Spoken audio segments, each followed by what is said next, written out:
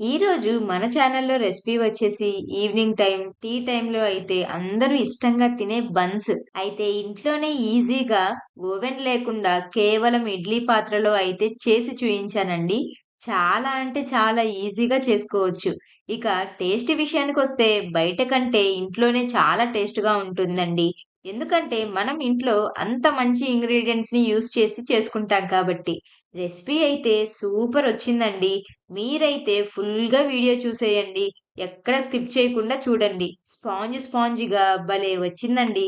ఇక రెసిపీ అయితే స్టార్ట్ చేసుకుందాం. దీనికోసం అయితే ఒక మిక్సింగ్ బౌల్ తీసుకొని హాఫ్ కప్పు పాలనైతే వేసుకోండి. గోరువెచ్చని పాలైతే వేసుకోండి. అలాగే నెక్స్ట్ అయితే ఒక మిక్సీ జార్ తీసుకొని ఒక 3 స్పూన్స్ వరకైతే పంచదారని వేసుకోండి. దీన్నిప్పుడు పౌడర్‌లా చేసుకోండి. ఇలా పౌడర్‌లా చేసుకున్న దాన్ని 3, 4 స్పూన్స్ వరకైతే తీసుకోండి. మీ టేస్ట్‌కి తగ్గ అయితే వేసుకోండి. బన్స్ అయితే గనక మరీ తీపిగా ఉండవండి. కాస్తంత చప్పగానే ఉంటాయి. నెక్స్ట్ అయితే నేనిక్కడ చూయిస్తుంది డ్రై ఈస్ట్ అండి. ఏ కిరాణా స్టోర్‌లో అయినా సరే దొరుకుతుంది. డ్రై ఈస్ట్‌ని అయితే ఒక హాఫ్ స్పూన్ వరకైతే తీసుకోండి. ఒకవేళ డ్రై ఈస్ట్ లేకపోతే ఈ ప్లేస్‌లో ఏం వేసుకోవాలో కూడా చెప్తాను. ఫుల్‌గా అయితే వీడియోని చూసేయండి. అలాగే పావు టీ స్పూన్ అంతా ఉప్పును కూడా యాడ్ చేసి డ్రై ఈస్టు, ఉప్పు వేసుకున్నాక మొత్తం అంతా బాగా కూడా కలిపేసుకోండి. కలిపేసుకొని దీని మీద అయితే ఒక మూత పెట్టుకోండి. ఇంకా 15 మినిట్స్ తర్వాత తీసి చూస్తే ఈస్ట్ అయితే బాగా యాక్టివ్ అవుతుంది. ఈస్ట్ అనేది బాగా పొంగింది కదా అండి! ఇలా పొంగితేనే మనకి బాగా ఈస్ట్ అనేది వర్క్ అయినట్టు. ఇలా మరొక్కసారి కలుపుకొని ఒక కప్పు మైదా పిండినైతే వేసుకోండి. బన్స్ అయితే గనక మైదాతోనే చేస్తారండి. నేనైతే గోధుమ పిండితో కూడా చేసి చూయిస్తాను. అది కూడా మిస్ అవ్వకుండా చూస్తూ ఉండండి. టేస్ట్ అయితే కొంచెం డిఫరెంట్‌గా ఉంటుంది. మనకి యాజ్ ఇట్ ఈజ్ బయట కొన్నట్లే బన్స్ ఉండాలి అంటే కంపల్సరీగా మైదానే వాడాలండి. ఇలా మైదా వేసుకున్నాక ఇలా మొత్తం అంతా కూడా బాగా కలిపేసుకోండి. కలుపుకున్నాక తరువాత ఇంకొంచెం పిండిని వేసుకుంటూ నేను ఈ వీడియోలో చూయించినట్లుగా పిండినైతే రెడీ చేసుకోండి. మరీ గట్టిగా ఉండకూడదు. మరీ జారుగా ఉండకూడదండి. కొంచెం కొంచెం పిండిని వేసుకుంటూ వీడియోలో చూయించినట్లుగా పిండిని కలుపుకోవాలి. ఇలా కలుపుతూ ఉండండి. ఈలోపు మీ అందరికైతే నా నుండి ఒక చిన్న రిక్వెస్ట్ అండి. మన ఛానల్‌ని ఇదివరకు ఎవరైనా సబ్స్క్రైబ్ చేసుకోకపోతే ప్లీజ్ అండి సబ్స్క్రైబ్ చేసుకోండి. వీడియో నచ్చితే లైక్ చేయండి. మీ ఫ్రెండ్స్ అండ్ ఫ్యామిలీ మెంబర్స్‌కి కూడా షేర్ చేయండి. అలాగే ఈ పిండిని ఎంత బాగా కలుపుకుంటే అంత బాగా బన్స్ అయితే పొంగుతాయండి. నేను వీడియోలో చూయించిన విధంగా అయితే పొడి పిండిని చల్లుకుంటూ ఇలా బాగా కలుపుకోండి. అలాగే నెక్స్ట్ మనకి మన ఛానల్‌లో మంచి మంచి రెసిపీస్ అయితే ఉన్నాయండి. సింపుల్‌గా, క్విక్‌గా అయిపోతాయి. టేస్టీగా ఉండేవి మాత్రమే పోస్ట్ చేస్తూ ఉంటాను కాబట్టి, మీకు టైం కుదిరితే గనక మన ఛానల్‌ని విజిట్ చేసి నా రెసిపీస్ అన్నీ అయితే ట్రై చేయండి. అలాగే మీకెలా వచ్చాయో కూడా కామెంట్ చేయండి. ఇలాగా మధ్యలో కొంచెం బటర్‌ని పూసి, కొంచెం కొంచెం పొడి పిండిని చల్లుకుంటూ చక్కగా అయితే కలుపుకోవాలండి. మనం ఎంత బాగా కలుపుకుంటే, ఎంత బాగా మనం దాన్ని మసాజ్ చేస్తే అప్పుడు మనకి బన్స్ అయితే బాగా స్పాంజ్‌లాగా పొంగుతూ అయితే వస్తాయండి. ఇలా చూయిస్తున్నాను కదండీ! ఇలా కలిపేసుకోండి. మొత్తం అంతా బాగా ఒకసారి కలుపుకున్నాక ఏదైనా ఒక పెద్ద బౌల్ తీసుకోండి. బౌల్ తీసుకున్నాక ఆ బౌల్‌కి బాగా ఆయిల్ కానీ, బటర్‌ని కానీ అప్లై చేయండి. ఈ డవ్ అందులో పెట్టేసి మొత్తం పైన గూడా ఆరిపోకుండా మళ్ళీ కాస్త ఆయిల్‌ని కానీ, బటర్‌ని కానీ ఒక స్పూన్ వరకి అప్లై చేద్దాం. అప్లై చేసేసి మూత పెట్టేసి పక్కన మరొక్క 10 మినిట్స్ పాటైతే పక్కన పెట్టేస్తే మనకి ఈస్ట్ అనేది బాగా యాక్టివ్ అయ్యి బాగా పొంగుతుందండి. అది కూడా మీకు చూయిస్తాను. 10 మినిట్స్ తర్వాత గనక చూసుకుంటే ఈ విధంగా అయితే పొంగి ఉందండి. ఇలా పొంగి ఉన్నదాన్ని మళ్ళీ ఒక్కసారి బాగా కలుపుకోవాలి. నేను వీడియోలో చూయిస్తున్నాను కదండీ! ఈ విధంగా అయితే కలుపుకోవాలి.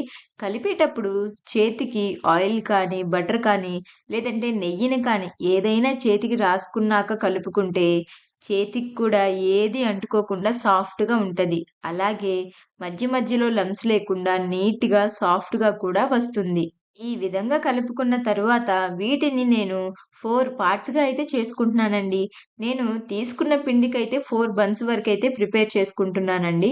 మరీ చిన్నవి కాకుండా కాస్తంత పెద్ద బన్సే చేసుకుంటున్నానండి. ఒకవేళ చిన్న బన్స్ కావాలి అంటే చిన్న చిన్నగా చేసుకోండి. నేనైతే పిండిని ఈక్వల్‌గా 4 పార్ట్స్‌గా కట్ చేసుకుంటున్నాను. వీడియోలో చూడండి. ఈ విధంగా డివైడ్ చేసుకున్నాక ఒక్కొక్కటి తీసుకుంటూ బాగా అటు ఇటు రౌండ్‌గా బన్ షేప్‌లోకి వచ్చే విధంగా అయితే రెడీ చేసుకోవాలండి. బన్ షేపు ఈజీగా రావాలి అంటే పిండిని పైనుండి కిందకి బాగా ఫోల్డ్ చేయండి. అప్పుడు చక్కటి బన్ షేప్ అయితే వస్తుంది. ఈ విధంగా ఫోల్డ్ చేసుకోండి.